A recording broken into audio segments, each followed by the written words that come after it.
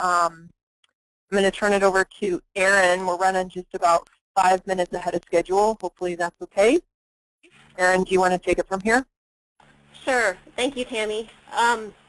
So this is going to formally transition our presentation to focus on Crown Fire. And the way this will work, I'll first say my name is Erin Noonan-Wright. I work for the Wildland Fire Management RD&A. We have 3 presenters. We're going to start with Lowen Hollingsworth providing sort of an overview of Crown Fire modeling and talking about the basic consequences, for lack of a better term, between choosing Scott and Reinhardt and Finney Crown Fire model. Then we're going to follow with Rick Stratton and John Reek, who are going to present some case studies. And then we'll follow with some questions and answer period. So Lowen Hollingsworth works for the Rocky Mountain Research Station Fire Modeling Institute. She is a qualified long-term analyst, and she's going to do the introduction to Crown Fire models. Take it away, Lowen. Thanks, Erin. Good afternoon, everyone. You know, the nice thing when you have a fire right on the flanks of Mount Adams is you have Mount Adams in the back as a really nice ruler for what your winds may be doing. I'm going to go ahead and cover the Crown Fire methods and some of their influences, especially on spotting, to hopefully set somewhat of a foundation for us all as we move forward into the case studies that will be presented by Rick and John after this. Can everyone hear me okay? I can hear you fine, Lowen, and I see your presentation. Okay, that helps. Thank you. Except it's not forwarding. Yes, I still see your main there we go. Opening slide. Okay. Okay, now I see your background slide. Okay, great. There's a delay on my own computer. So there are 2 Crown Fire methods. The first was published by Finney in 1998, and the second was published by Scott and Reinhardt in 2001. And as of this year, both methods are available in WFDS in short-term fire behavior, near-term fire behavior, and FS Pro. And both methods are also available in the standalone systems, including FlamMap, Farsight, and both will also be included in Behave Plus version 6 when that is released. If I draw your attention to the table in the bottom, what I want you to really focus on is that everything is the same. So all the models between the 2 methods, all those base models are the same. They're just implemented slightly differently. So the first thing we have to really talk about are a couple of different thresholds that are really critical in understanding whether you have surface fire or some type of crown fire. The first being the Crown Fire initiation model, which tells us the critical surface intensity. The critical surface intensity is a function of the canopy base height and the foliar moisture content. So for any fire whose surface intensity is less than that critical surface intensity, it will be predicted to be a surface fire. Now another important threshold is the critical crown fire spread rate, which is really a function of canopy bulk density. So for any fire where the surface intensity is greater than the critical surface intensity, we know we have some type of a crown fire. If it's a passive crown fire, if the crown fire spread rate is less than the critical crown fire spread rate, meaning that it just really can't continue to move through the canopy and be sustained. Once you have a fire that tops that threshold of that critical crown fire spread rate, then it is an active crown fire. So this is breaking down by type of fire some of the important equations that are used at each step of the process. And one thing I want to draw your attention to is the orange rectangle in the middle, and that's the spread rate. So the Finney method is actually using the same spread rate as a surface fire, whereas the Scott and Reinhardt crown fire method is using the same spread rate as a crown fire. There are also some other important differences between the distinction between surface fire and some type of crown fire. The heat per unit area, you'll notice that there is the inclusion of some crown fuels in those equations. There's a difference in the flame length. There's a surface versus a crown flame length equation. And once we have passive or active crown fire, we're also introducing spotting. I would be remiss if I gave this presentation and didn't include at least one equation. So this is the only equation in here. And what I really want to draw your attention to is that CFB you see there in red. So this is calculating the crown fire spread rate. The CFB is the crown fraction burned. That is essentially the piece of the puzzle that is very different between the Phinney and the Scott and Reinhard methods. So when we look at the crown fraction burned, it's essentially the weighted average of the surface and crown fire spread rates. Put in another way, it's the proportion of the trees involved in the crowning phase. So when we look along the spectrum for the crown fire burned, and it ranges between 0 and 1, the Phinney method tends to be in this lower half of that spectrum. It's generally not more than, say, 0.5, whereas the Scott and Reinhard method is really covering the entire spectrum. So there are some important considerations here. So for all the analysts, if you hold all the other components equal, when you're using the Scott and Reinhard method, passive crown fire varies greatly between that surface fire spread rate and the potential crown fire spread rate, depending on the fire environment. However, when you're using Phinney, the passive crown fire spread rate will be the same as the surface fire rate of spread. However, the difference there lies that you also have crown fires lofting embers, so your overall fire growth will be greater due to that spotting. Okay, well, switch gears just a little bit to look at how spotting is the same and different between these two methods. So canopy cover, and here we have canopy or crown fraction burned again, CFB, are used to calculate the number of torching trees. So when you look at this table here, because the Phinney is generally less than 0.5 for crown fraction burned, you're probably only going to have 1 or 2 torching trees with Phinney. Compare that with Scott and Reinhard, which you're covering the whole spectrum of the crown fraction burned, so you could have 1 to 6 torching trees. And you'll notice I'm not generally going up to 10 torching trees just because canopy covers greater than 80% are not very common.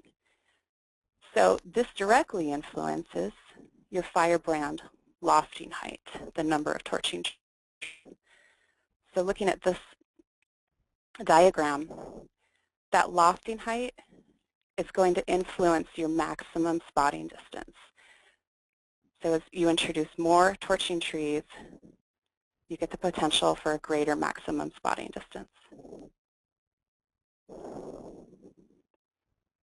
So some important considerations specific to spotting. In short-term and near-term fire behavior and with this, the spotting default is 0. This is when you start an analysis from scratch, not when you copy a previous analysis. Spotting is stochastic in short-term, near-term, and FS Pro. So if you conduct the same analysis 2 or 3 times, keeping all the inputs the same, more than likely your results are going to look slightly different. Spotting only occurs when passive or active crown fire is modeled. More embers are lofted at a finer landscape resolution with short-term and FS Pro. And for an individual fire, a larger predicted size will therefore encounter more nodes, and therefore more embers are launched. So if you just think about the potential difference in your fire growth between the two methods, everything else being the same, you have the potential for more spotting with Scott and Reinhard due to the increased size. So now that we know that they're the same but different, let's try to glean out some of the important differences and similarities between them. So what is the same? That threshold between surface fire and some type of crown fire is the same, critical surface intensity. Also, the proportion of surface fire versus some type of crown fire is the same. So 30% versus 70%, 30% surface fire, 70% crown fire, that would be the same between the two methods. And generally speaking, if using the Finney method, if you're seeing active crown fire, you're generally going to see active crown fire using the Scott and Reinhard method as well in those same pixels. There are some notable differences, of course. With the Finney method, you have lower crown fire spread rate, lower crown fire line intensity, and lower crown flame length. With Scott and Reinhard, you'll see a faster rate of spread for passive crown fire and also a faster rate of spread for active crown fire. Also with the Scott and Reinhard method, there's a larger overall fire growth for passive crown fire, and that also holds true for active crown fire. So whether you choose a sparkler or a bottle rocket, what it really comes down to is calibration and experience. And I think that both John and Rick will cover some of these, but being able to calibrate and compare your modeled fire growth and behavior with actual fire growth and behavior. And then also just your own experience. Perhaps you're working in an area where you've been before, so you can apply some of those lessons learned that you learned previously.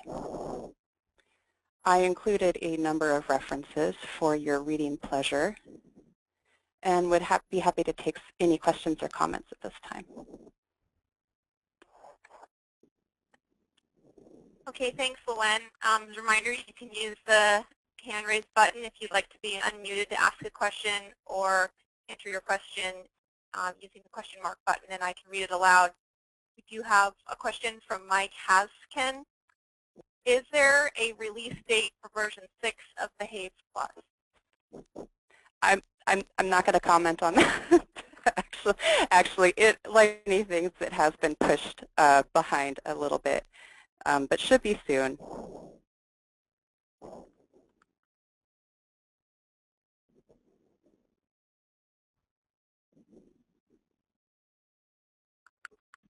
So can I ask a question since I have the liberty? This is Zeke, one of the panelists. Can I ask a question? Of course you can, Zeke. Go ahead. Go ahead. So Luann, you made one comment there that the presence of active crown fire is the same for Scott and Reinhard and for Finney. Did I have that right? That you say that? Can you say that one more time? That they predict the presence of active crown fire in the same way? Oh, just any type of crown fire. Oh, just any type, not the active. Yeah. So the surface versus any type of crown fire, that will be that same threshold is used. Yeah, because I wanted to point out that in fact that crown fraction burn criteria is important to identifying an active crown fire, and in fact it's really very difficult for Finney to produce an active crown fire given that the crown fraction burns stay so low. That's correct.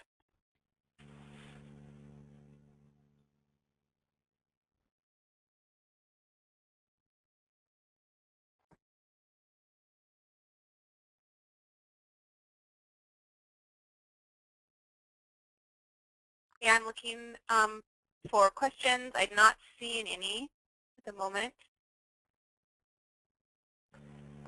Okay, Morgan, why don't we just continue on, and then if anybody does have any follow-up questions for Luann, we can do it after the last crown fire presentation. I just want to thank Luann for kind of giving us an overview of that. Through, I guess, most of our experiences, I think people, myself included, struggle with Scott and Reinhard versus Finney, and so we asked Luann to sort of just give us an overview so we could just be a little bit more, I guess, prepared for these two following case studies. So thanks, Luann. That was a great presentation. And now we're going to transition over to Rick Stratton. Rick is a regional fire planner for the U.S. Forest Service Pacific Northwest region. He is a qualified long-term analyst, and he will be presenting on his use of Scott and Reinhardt in FS Pro for a fire in his region. All right. Hey, Rick, I can see your PowerPoint and I can hear you. That's good. All right, Luann, I thought that was excellent what you just went through. It sets me up well for what I'll discuss now, and Zeke, yours was pretty good too. All right, so starting off, I wanted to I have 11 slides, and this is on the grizzly bear complex. It's in 2015.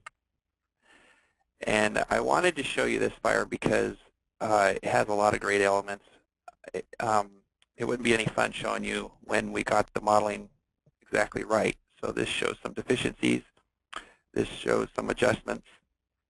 And it shows how tricky really our job is in modeling fire. So the fire was on the Waha Tucannon Wilderness. It's on the Umatilla National Forest, which is in northeast Oregon.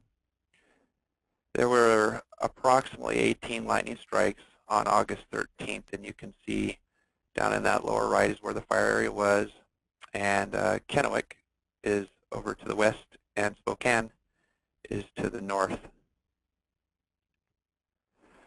So I was called, and they just wanted to get a sense of what could happen with these fires and with the forecasted weather, which was supposed to be northwest, west, at around 10 miles an hour.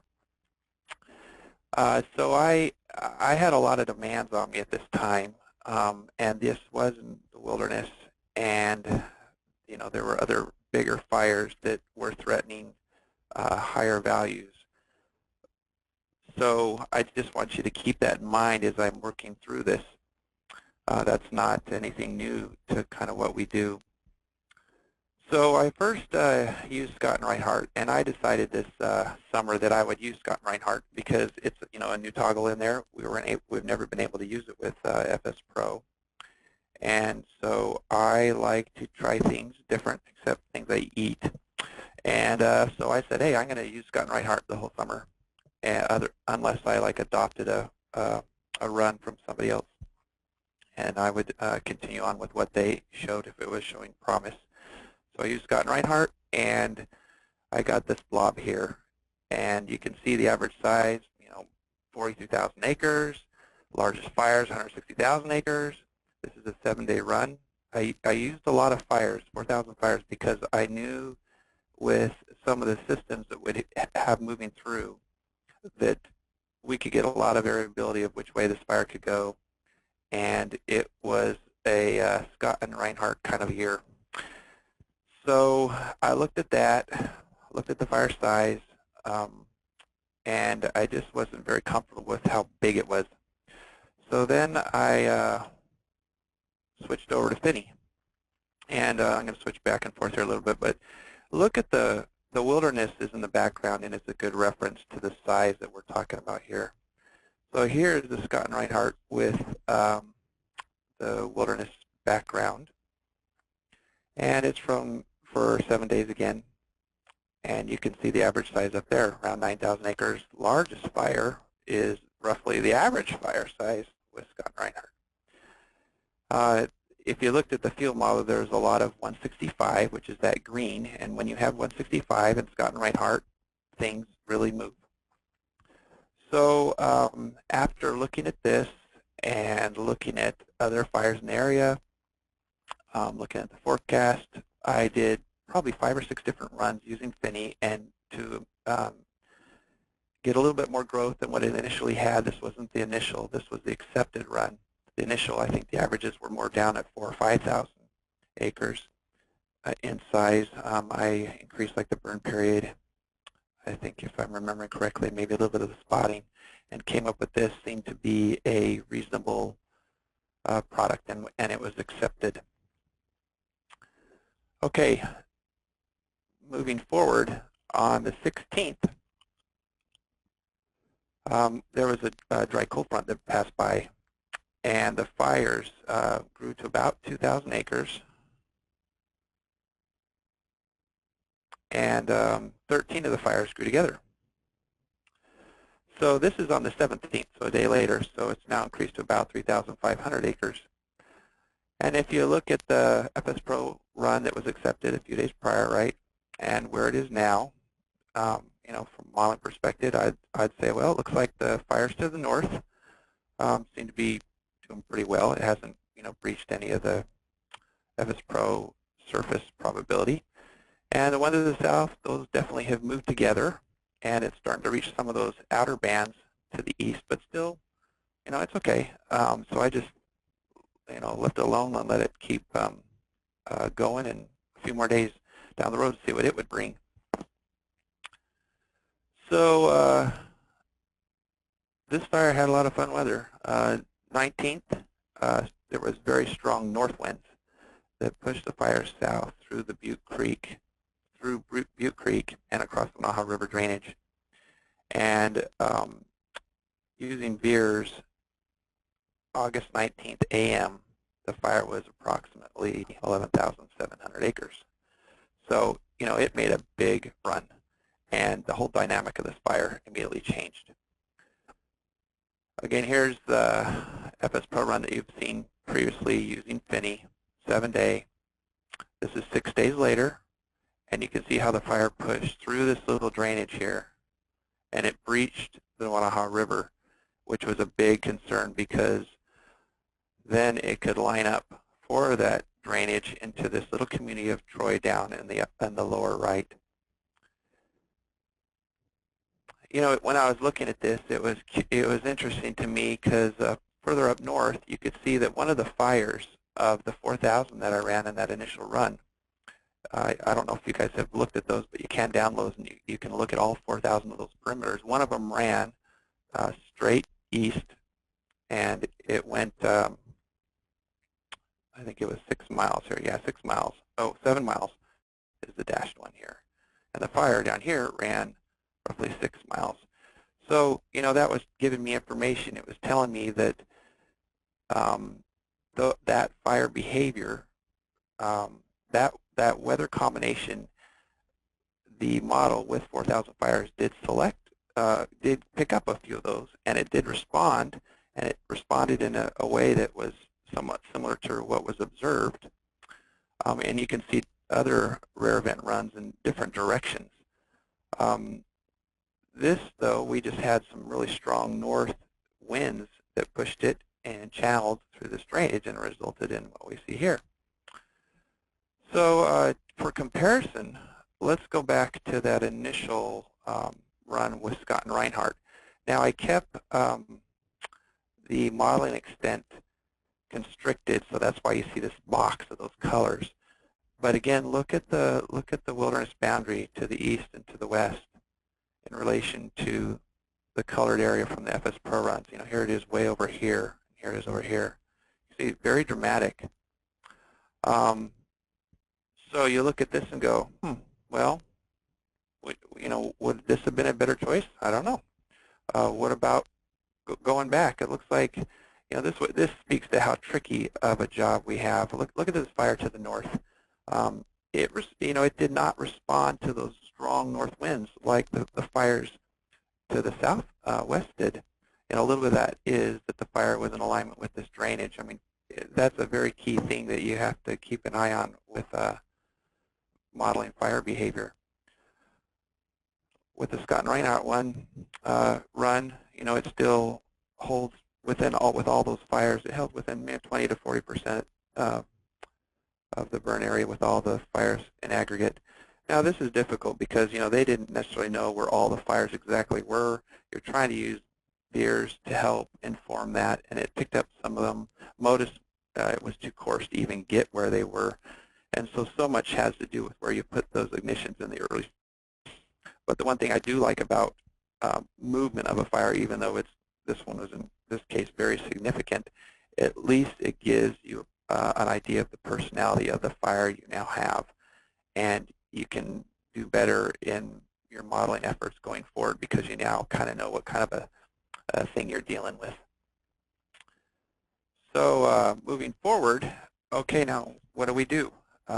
We kind of got the character of this thing. It just went big, south, fast, and we have different options to go with. You know, do we go with Scott and Reinhardt, or do we go with Finney, or do we, you know, try to do something in between using one or the other? Do we do a kind of a predicted and a worst case? You know, there's pros and cons with giving people multiple FS Pro runs. You've got to have the right people. It's got to be the right situation. You know, what's your baseline for all of this? Is it this fire's growth from the last week? Is it local knowledge? Is it your own fire experience and your own fire modeling experience? What about the historical fires?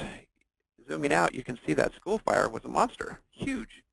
So, you know, that spread that was realized to the south, you know, look at the drainage here. You can see that there's alignment in some of these drainage with these large fires. That's not unprecedented. So that is well within the realm. And then lastly, do we start looking at other fires that are currently burning? There was one on the Willow Whitman. It's called Eagle. It was in similar terrain and fuels and elevation, and had been burning for a couple weeks. And maybe that could be an indication to you of what you could accept or not set when you're doing these FS Pro runs. So initially, I tried to get all that together in my head when I did this initial run, and I tried to weight it towards that Eagle fire. I had looked at how long it had been burning for a week, what the fire size was, and then based on my knowledge of this area and my experience and that Eagle fire, I came up with that FS Pro run you saw here using Finney.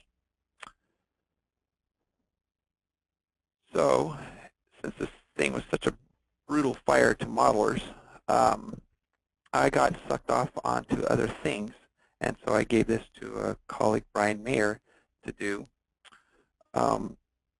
But he was able, we discussed, okay, what do we do now? It's made a significant run. It's lined up. There's fire across the drainage. And so in the coming days, there was predicted strong west winds. And they'd been, the Weather Service during this time had been really nailing these strong winds and the directions and speeds. It was very helpful for this fire season. So on August 20th, strong west winds pushed the fire down the Waha River drainage. The winds were 10 to 15 miles per hour, and the gusts were up to 30, and it was for about a 36-hour period. And so that was pretty consistent to what the forecast was.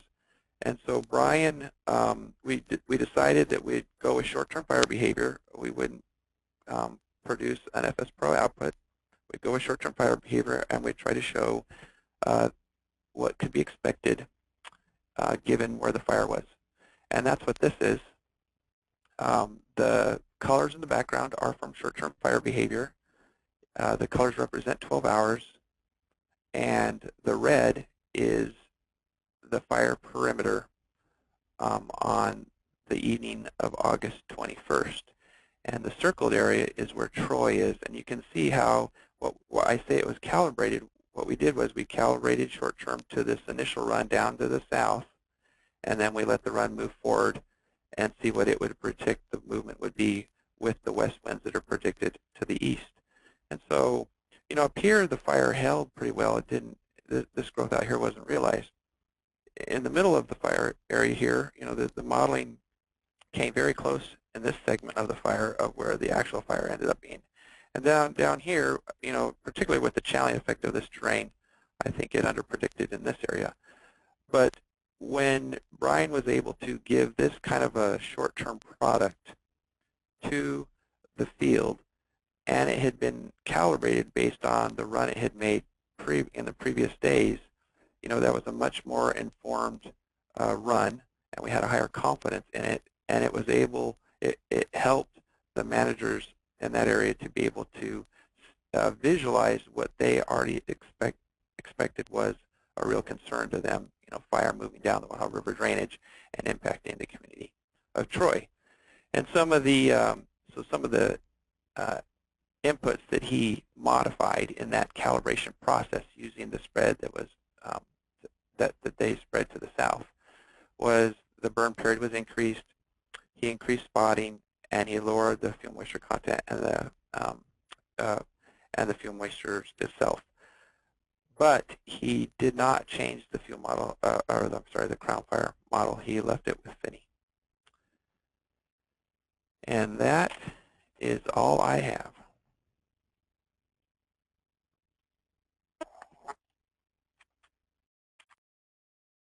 Okay, this is Morgan again. Go ahead and use the raise hand button if you'd like to be unmuted to ask a question, or go ahead and type it in using the question mark icon.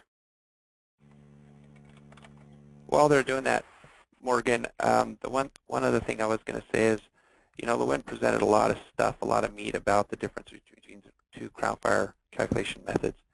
And I think two take-homes are, yes, you're going to see more spotting, more growth with Scott and Reinhardt. Just remember that. You can just remember that much, and that's very beneficial. And then the second thing is, though, you can use either one of these to be able to produce a product that would be right, if you will, or in the ballpark. It's just which one do you choose and why, and you need to know the advantages of each.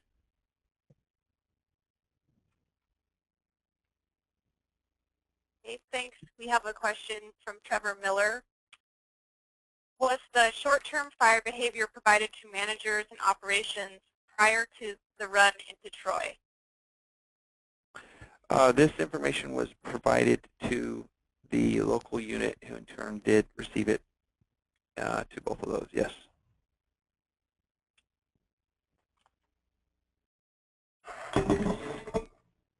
Okay, another question from Brian Sorble.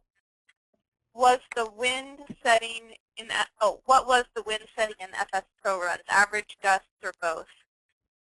That's a very good question. So the 3 days of forecast for the initial FS Pro run was they were north and northwest and west about 10 miles an hour, and the settings were at both.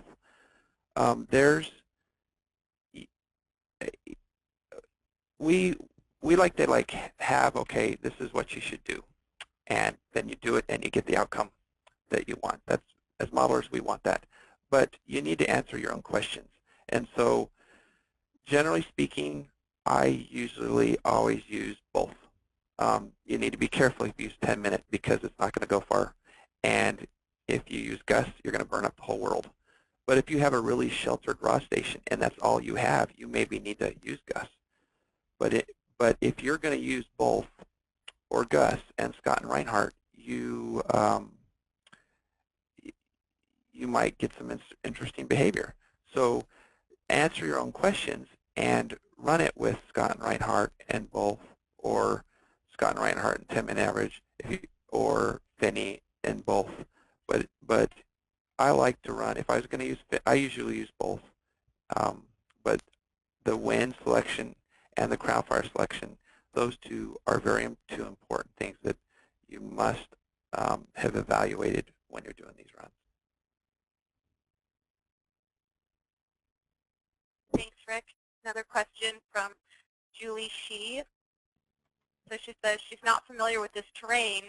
Was the affected area predominantly the model 165, or was there open forest canopy and high percentage of grass, shrub, woodland? And then, and is Finney better for that vegetation condition? So in the wilderness area, it was more timbered, but then as you continue down the lower elevations, you started to get into the more shrubs and the grass. So it's a combination of all these things. And you can't say one is better in one fuel model than the other. The thing that I'll say again is the best way is to do multiple runs. It's okay to keep them in review status.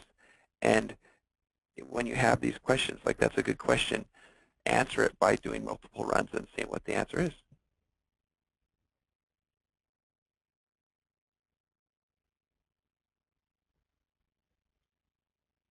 Okay, thanks, Rick. I don't see any more questions at the moment. Maybe let's give us another minute here in case people are typing some.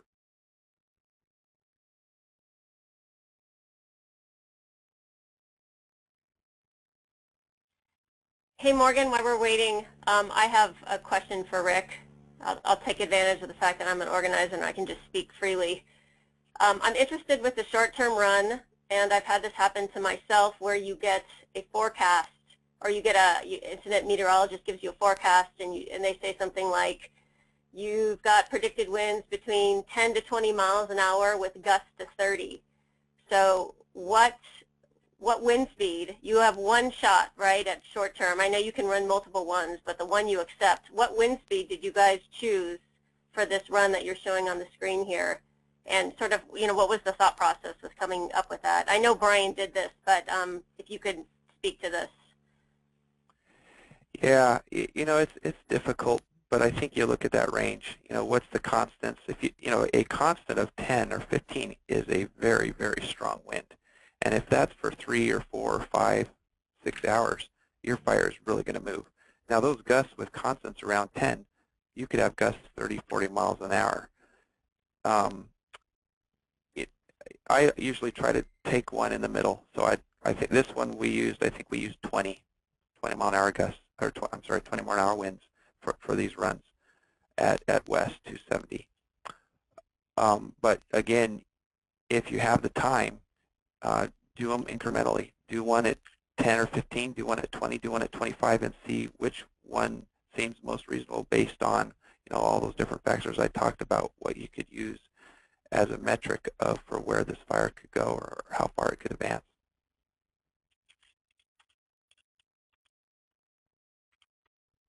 But it's an art. It's not exact. None of this is. Again, it's so interesting to look at this fire and see how the fire to the north didn't even respond to either of those big wind pushes, but the fires to the south sure did. It's a tricky business.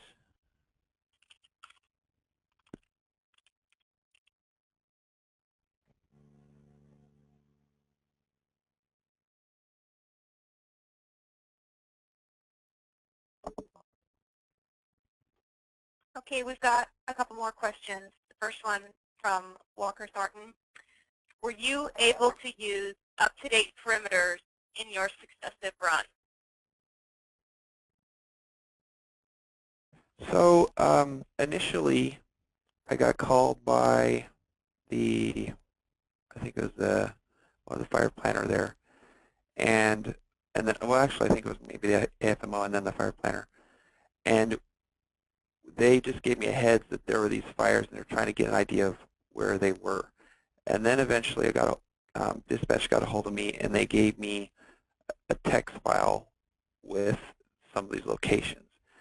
And then it was followed up later with another text file with a lot of different locations, which was eventually created a shapefile and put it into WIFDIS. I tried to use MODIS, but it's coarse, very coarse resolution, and when you're talking about the ignition of a fire, it can really, where you put that fire ignition when they're small like this is huge. You could just set that right next to some rock and your fire's barely going to go. You could set it on the other side and it could really move. That's a little bit of what you're seeing to the fire to the north in relation to the barren areas. I also tried to use VIIRS, that came on this year and was very helpful. And it picked up some of the fires, but it didn't pick up all the fires, and at the same time they were putting out a few of these. And so, like the VIIRS permit I show you, that was one that I had VIIRS and WIFDIS, and I drew that VIIRS perimeter so that I would have it to keep it, because I knew that we weren't getting them yet from the flights. So I used a combination of all these kinds of things, but I tried to draw perimeters when I had good intel because it could show the progression of this fire. But at the early stages, this fire, because it went so fast and it was so big and it was such a low priority initially because it was in the wilderness area, and initially it looked pretty good. The IR flights were going other places.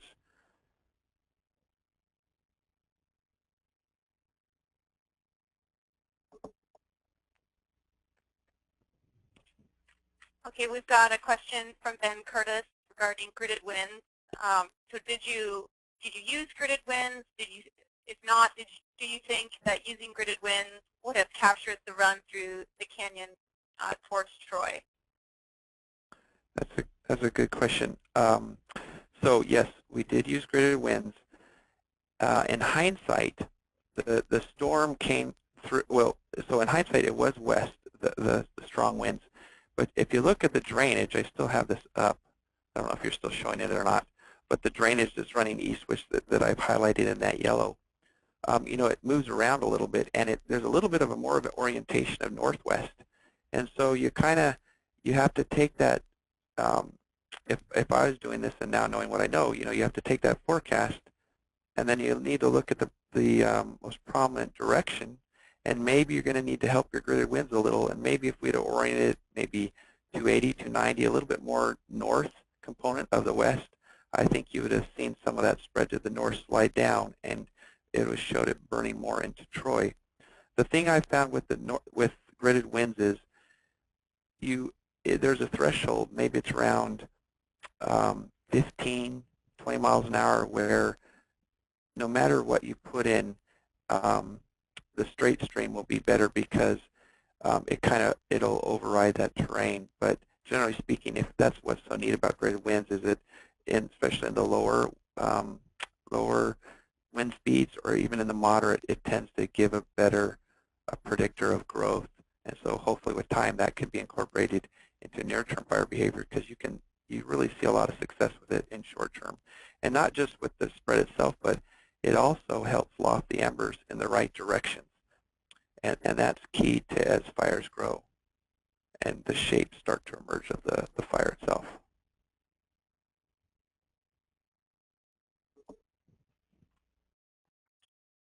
Okay, thanks.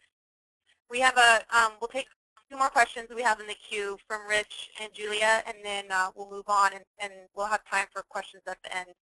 So Rich McCurry asked, were you able to use any historic fire spread information from the school fire? You know, I would have liked to have, but I did not. I've been trying to create things that can help us to utilize this large fire information quicker to help us in situations just like this. But if I'd have had the time, it would have been nice to look at some of those runs that the school fire did make.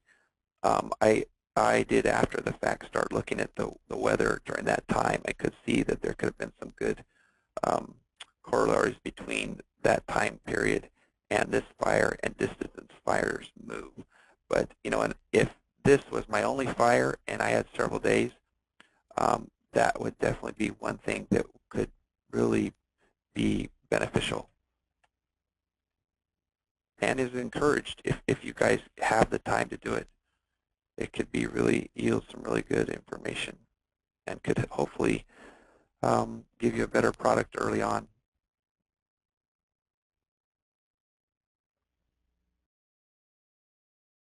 Okay, and we have a comment from Julia Rutherford, who is an incident meteorologist. She says that in response to the wind question, if you get a forecast range too large, like the example I think you gave, Aaron, of the 10-minute versus the gust, ask your meteorologist a more specific question, like what are sustained winds and gusts on ridges going to be, or in timber, or other field types at a specific location of concern.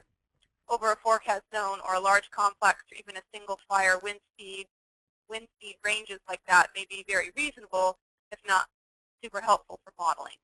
So thank you, Julia, for providing that perspective to just go ahead and ask more specific questions to IMET. Morgan, I wanted to add on to that.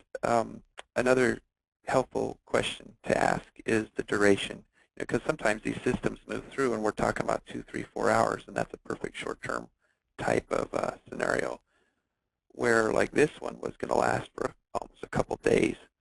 That duration of those really strong winds is really important to know.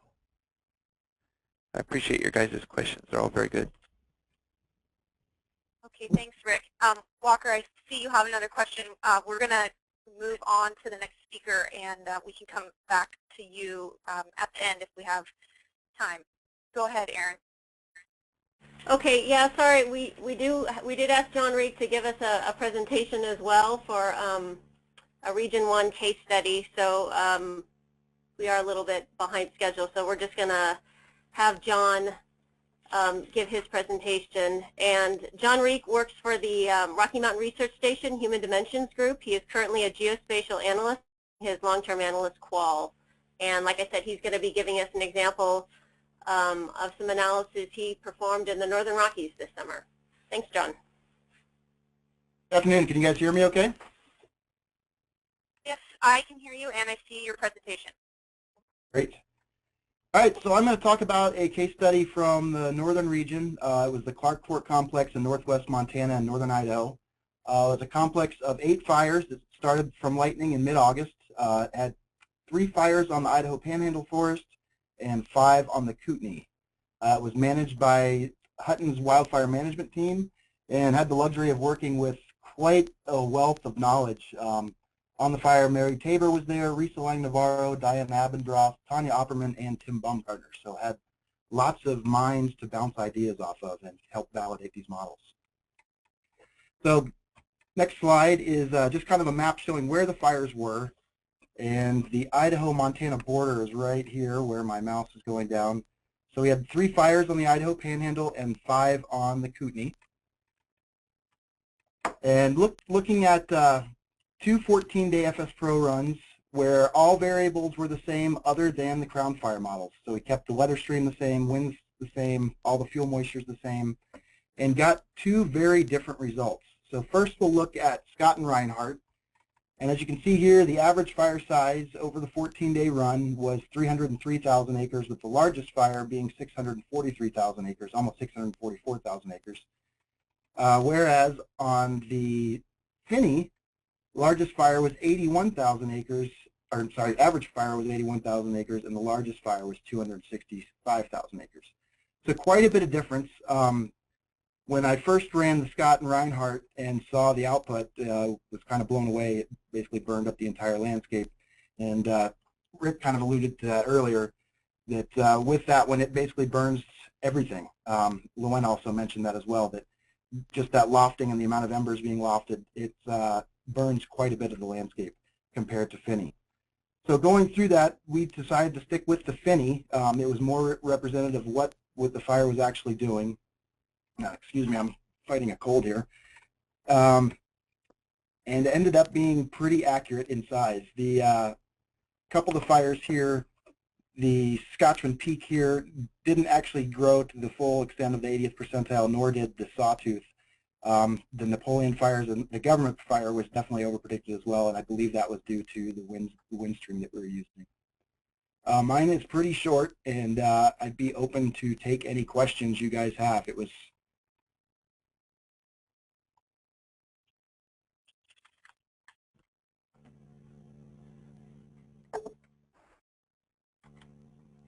Go ahead and raise your hand if you'd like to be unmuted, or type your question into the box with the question mark.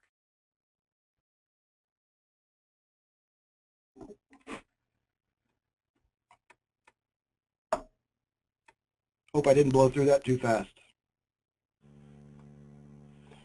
Hey, John, this is Erin. Would you mind just going back to the last slide so we can just sort of look at that a little bit? Thank you.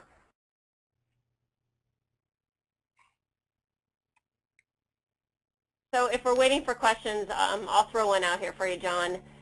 You've presented here the FS Pro daily acres, and I guess, you know, I use that quite a bit just to get my head around what this fire is doing, but did you compare and contrast your Scott and Reinhardt and Finney, and, you know, how did this sort of help you, I guess, feel more comfortable with, you know, your final choice of what Crown Fire model to use? Yeah, that's one of the tools I definitely use, and I'll go back here to Scott and Reinhardt. Actually, we'll keep it on Finney here and look at August 24th, the first day. Average acres burned was 4744, and going back to Scott and Reinhardt, it went on that first day 30,000 acres. So that right there was a clue that this is probably well over predicting. And you can see all the way down through all 14 days that the numbers, the average acres burned, were quite a bit larger in Scott and Reinhardt than Finney. I'll switch back to Finney here too. Almost tenfold larger.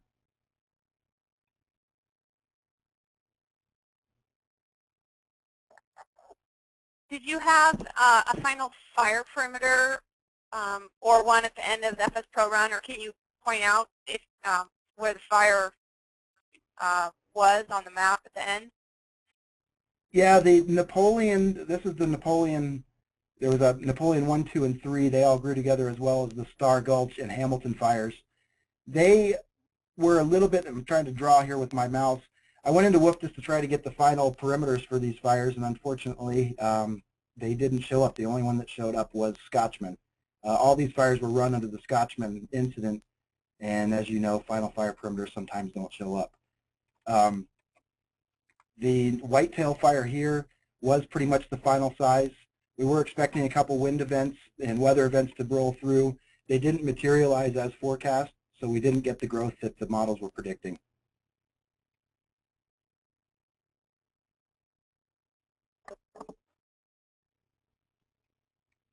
Okay, we've got a question from Steve Hayes.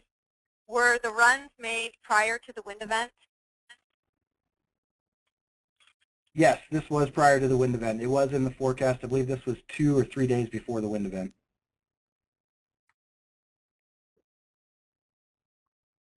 Okay, another question from Trevor Miller. What crown fire activity was being seen on the ground? Did that drive your decision to use Finney? Yeah, it was very, very spotty, and I wish I had some other pictures to put up here of actually what burned. It was a very spotty fire. It was not continuous. There were some crown runs, but they were rather small. They weren't sustained crown runs. So that helped me decide to go with Finney over Scott and Reinhardt.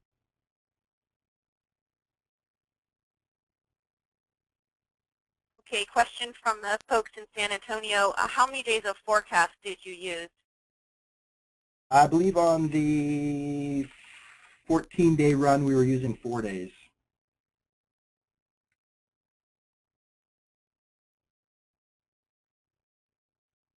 I can go back and look real quick. We got a comment from Steve Hayes. Sounds like he has some knowledge of the Napoleon fire. He says it ended up being close to the red perimeter. And Oh, okay. I probably you mean the red probability zone. Yep. Yeah, I believe Steve came in right as I was demobbing from the fire.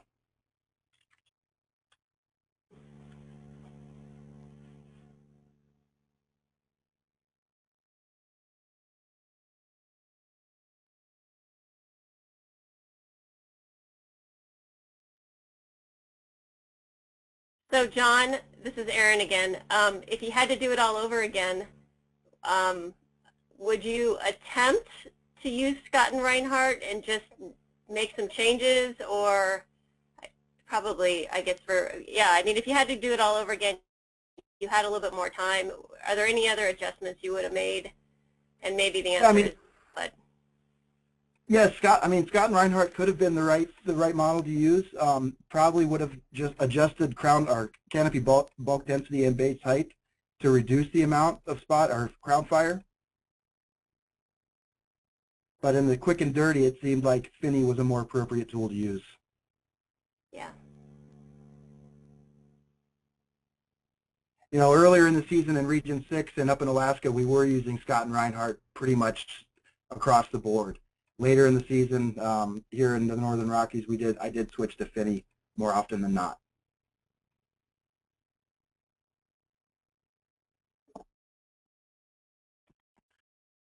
Okay, question from Walker. Are you getting to fly the fires at all before making the choices in the runs that you made?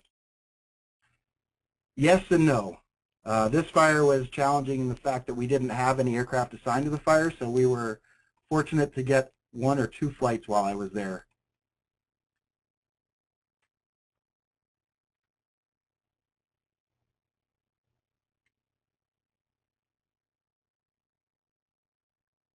But yeah, visually looking at the fire and what it's done in the past is key to helping model these fires.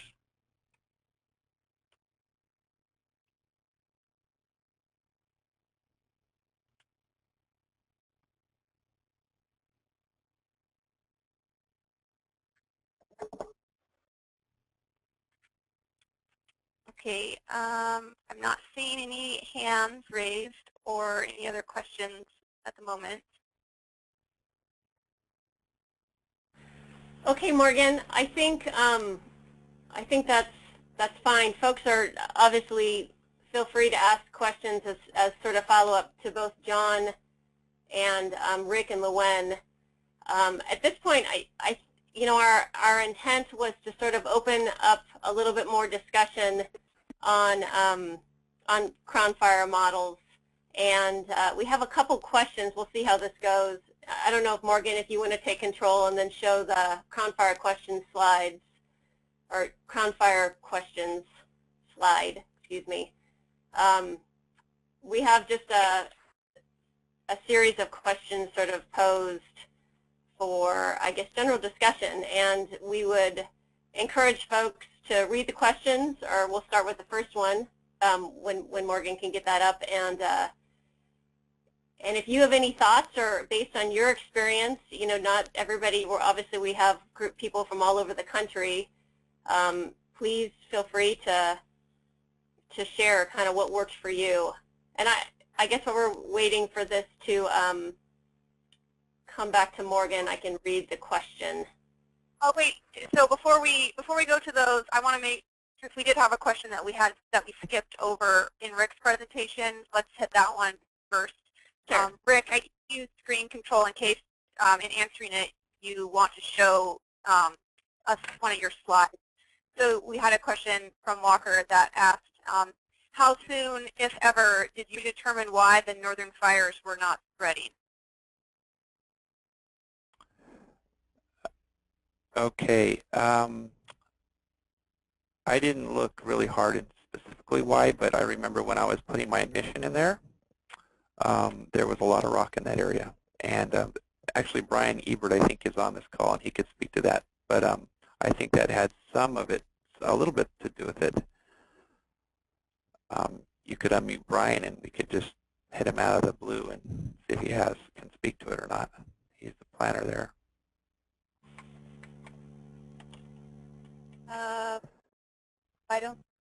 I don't see him online. Okay, we must have bored him. He dropped off. Yeah, but I do remember, when I had those ignitions, you have 18 ignitions. You can't put those in water, and you can't put them in rock, and you need to also be thoughtful of where you do put that initial ignition, because it's going to fall on a pixel. I also did, in reference to one of the questions, look at the fuels again, and yeah, quite a bit of it is the 165, and in the lower elevations is the lighter fuels. But there is also a lot of MESIC fuels in there as well, like the 161 and the, whatever the blue is, the blues, 185.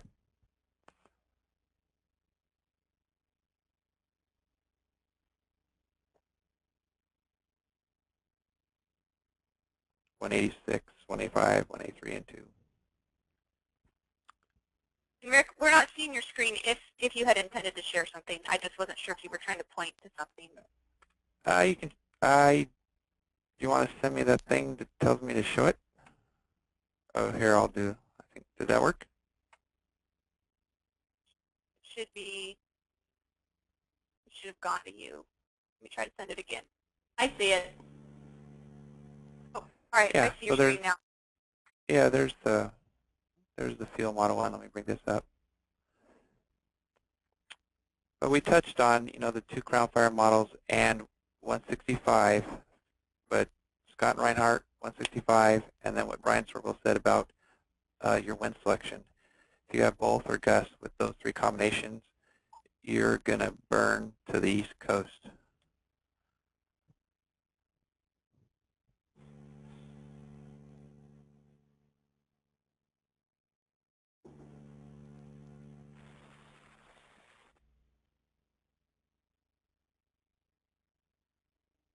That's all I got.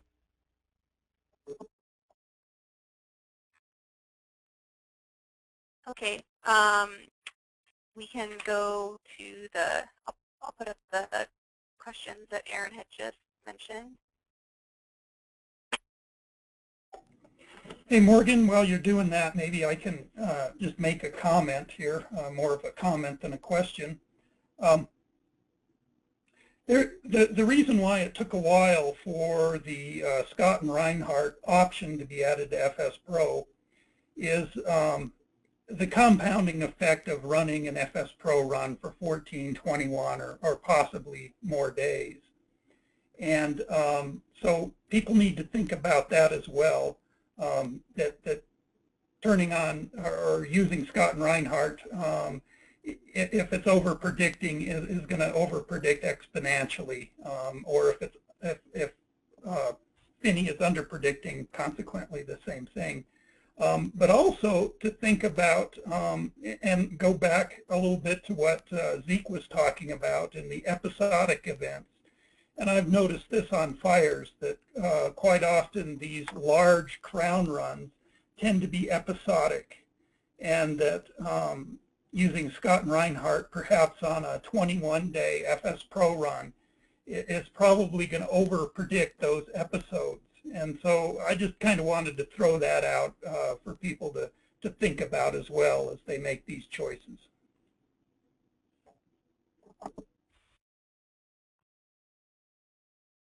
Okay, thanks, Dan.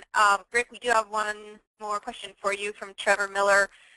Were you pairing near-term fire behavior and FS Pro, and were you seeing vast differences?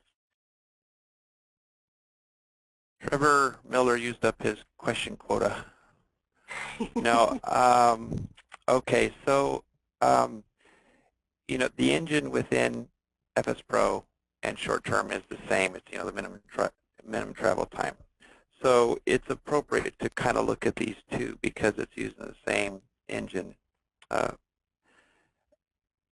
I like to, when I'm calibrating, I like to stay within FS Pro and just select one fire, and essentially you're getting a short-term run within FS Pro. So I will use these two in combination, but then when I switch to near-term, that's a you know, which is part of it, that's a whole different beast, and the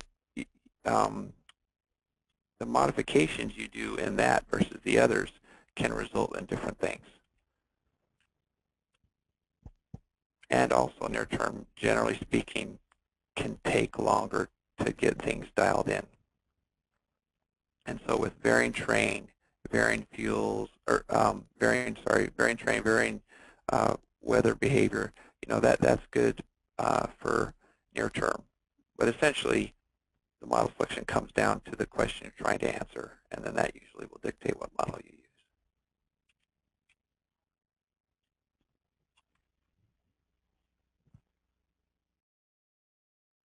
Okay, thanks, Rick. I don't see any more specific questions entered in, so Aaron, if you want to go to the questions on the slide, I think we're ready for that. Okay, so like I said, we're going to try this and we'll see how this works, but I also do want to encourage folks, we have, you know, about 11 minutes left of this webinar presentation. If you do have any other sort of questions that you just want to throw out to the group, feel free to type it in or raise your hand, and Morgan will monitor this. But as we are, I guess, thinking about some of, I guess, as we're talking about some of the Crown Fire things, this is some of the things that some of the challenges, I guess, we saw this summer. And there probably is no right answer to any of these questions, but I think it does sort of help us sort of, I don't know, get our heads better around how to manage these edits and how to choose the right Crown Fire model for the best calibration. So the first one, are there adjustments that people have made that are specific to using Scott and Reinhardt or the Finney Crown Fire model, such as changes to the landscape edits or changes to the ERC bins? Did you modify spotting? Did you do something with fuel moisture? Did you increase or decrease winds for FS Pro? I don't know if anybody wants to sort of raise their hand or share what worked for them and their own personal experience, please go ahead. And I also encourage the presenters and organizers as well to answer this question. I can take that one real quick, Erin. I like to, if I'm going to use Finney, I will almost always double the crown book density and maybe even triple it. And again, answer your own question. Double it, triple it. I've quadrupled it sometimes just to see what the effect it would have on things. But you can answer your own question, which one seems most reasonable. But usually I won't do anything with Scott and Reinhardt, and I will do something, double the crown book density with Finney. But I've noticed it depends sometimes on what area you're in, what you do to these things. But just as a general rule, that is kind of a starting point, at least for me. But sometimes, asking folks locally, like if you go to Alaska, and it depends on the land fire, which land fire product you're using and where, some of this can change. But generally speaking, as time has gone on, the canopy covers seem to be getting better. The crown-based height seems to be getting better. And the bulk density is one that still seems like you do.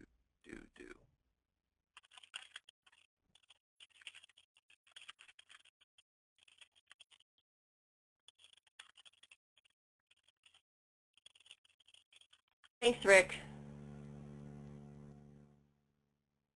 Does anybody else have anything to share about that?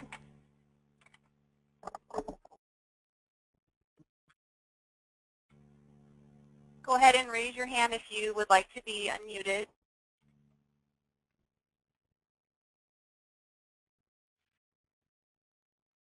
I guess while we're waiting for this, I have a comment. I throw this out to folks, I have found, especially with fuel model 165, that TU5 fuel model, it really dominates the landscape, and that it has a really low canopy base height. So it very readily transitions, fire will very readily transition to passive crown fire. And that can mean, a big difference in fire spread if I choose Finney versus Scott and Reinhardt. So for me, I look at that. I download that LCP critique, and I look at what my ranges are for canopy base height for that fuel model. And that's probably one of the first adjustments I make if I'm going to use Scott and Reinhardt. I'm going to try and tone that down so I don't get as much passive crown fire. I don't know if folks agree with that or not, but that's what I've done.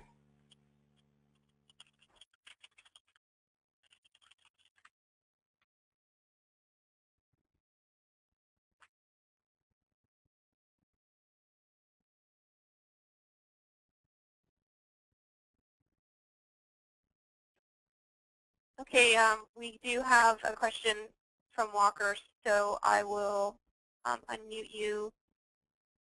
You should be unmuted, Walker. Go ahead. Yep, go ahead. Can you hear me? Okay. I don't have a question. I guess it's just a comment based on my experience. If I overpredict a fire, I lose credibility. If I underpredict a fire, I don't lose as much.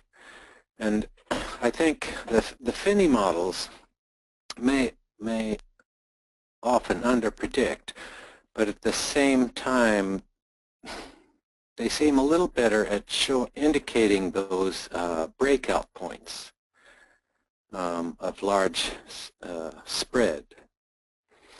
And it's easy to talk to the fire manager and say, now, you see the probability is low for going this far, but it's like gambling in Las Vegas. It can happen. So you want to watch this spot and this spot and this spot and not ignore those even though the probability is low. And I'd be interested in anyone that wanted to respond to what I just said. Thank you. Thanks, Walker.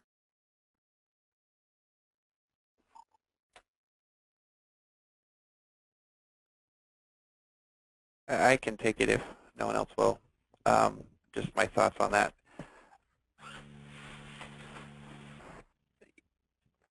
So the nice thing about FS Pro is you can produce this output, and you're right, usually, unless it blows through all your colors, and then you screwed up, and you need to rerun it. But even if you are way out there in the pink, who's to say that was wrong? Maybe you really did receive those rare event kind of conditions, and it resulted in that kind of fire behavior. And so I have found over the years, you're able to usually get it righter, if you will, with FS Pro because of that. And with near term, let's say, or short term, in a day or 2 or 3, you said it was going to be here and it's not here. But it is a tricky. This is difficult, and there's so much variability. That's why I showed you this grizzly bear fire, because it was a hard one. It was a very difficult fire to model.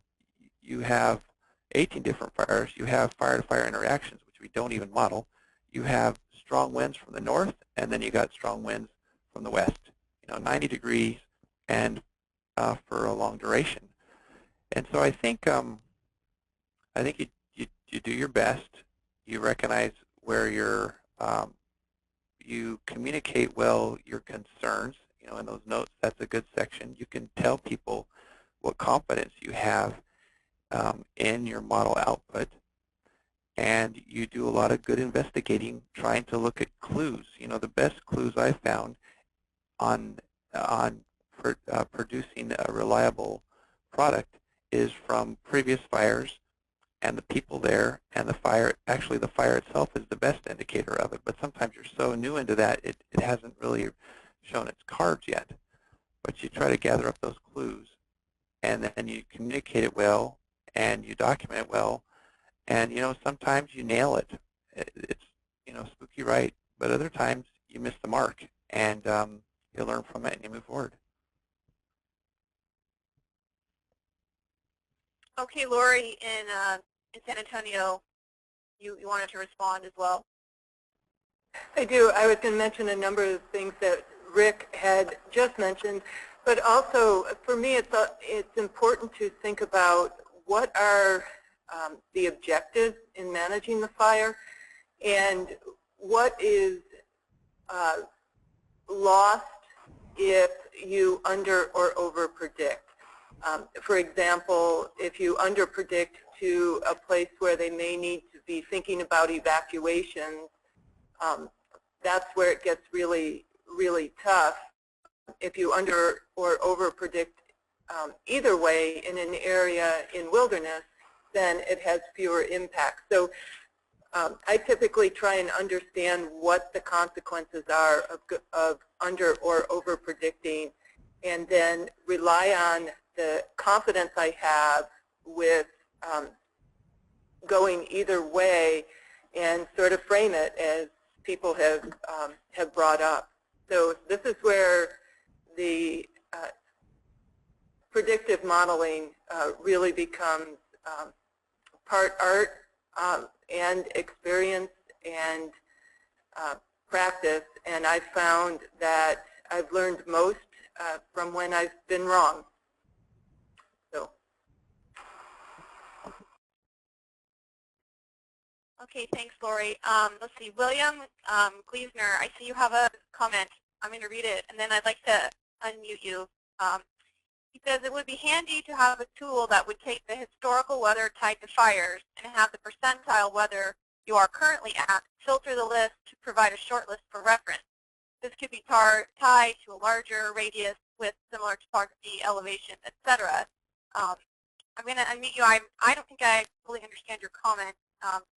Could you explain a little further what you meant by filtering the list for a short list?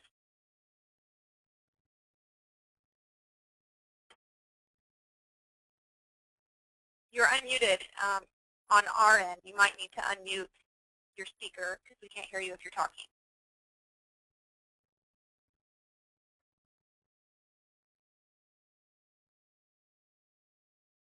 Okay, I'm still not hearing you, William. So if you want to raise your hand, and when you're ready, I'll unmute you again.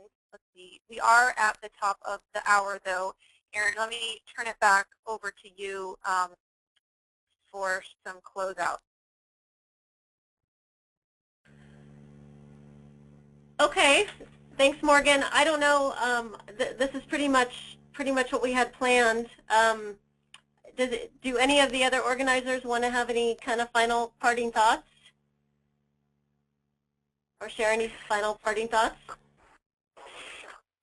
Erin, I just wanted to throw a couple things in. One would be look for an email as to where we're going to post the recording of the webinar, and then also we'll likely include a questionnaire on some feedback as far as what you thought of the webinar, maybe some other future topics that we could potentially take forward for another webinar in the future. And that's all I had. We did have a request to have the PowerPoint provided as well. If that's a possibility, could that be included in the link to the recording? Yes, we will find a place to house that information, and we'll send it all out at one time.